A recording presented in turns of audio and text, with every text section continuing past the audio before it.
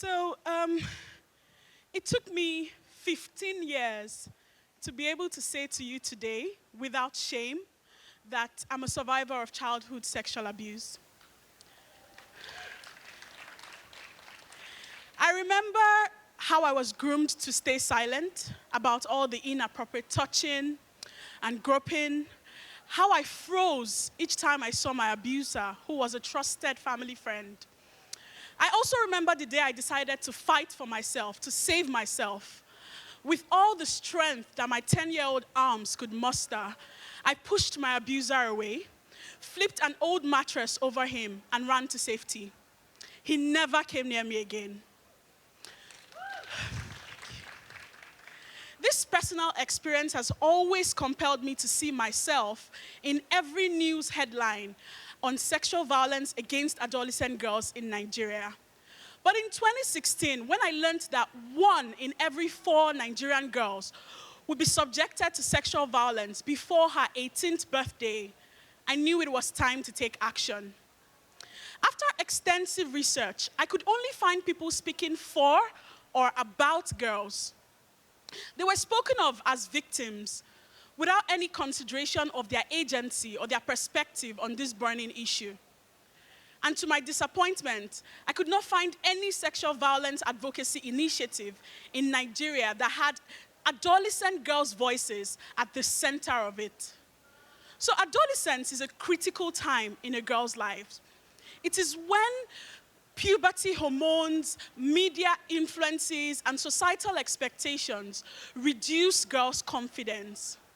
And so considering that, the key question was, what approaches could ensure that Nigerian girls build the confidence that they need to take back their power? I came across an article by Martha Thompson, an American self-defense instructor and a professor emeritus of sociology and women's studies. Her article introduced me to the concept of empowering self-defense training, one that is not framed as a limited response to violence, but focuses on transforming internalized vulnerabilities, building self-confidence, and increasing self-acceptance among girls. This was a eureka moment for me. Under my organization, Girl Pride Circle in Nigeria, and with the support of a Women Deliver Young Leaders Seed Grant, my team launched the project Safe Kicks Initiative, Adolescent Girls Against Sexual Violence. This project uses empowering martial arts training and after-school education clubs to educate girls about sexual violence while building their self-defense skills and building their confidence to advocate in their communities.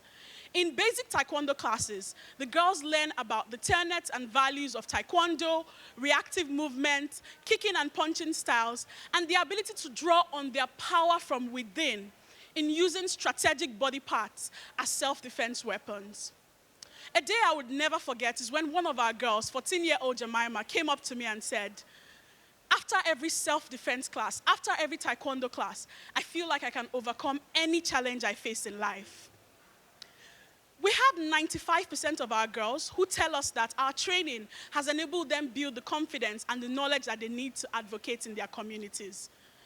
In 2017, we actually supported 270 of our girls to draft an unprecedented community action plan for the prevention of sexual violence in Alimosho, the largest local government in Lagos, Nigeria. This action plan was endorsed by the local government and distributed to over 1,500 community and religious leaders.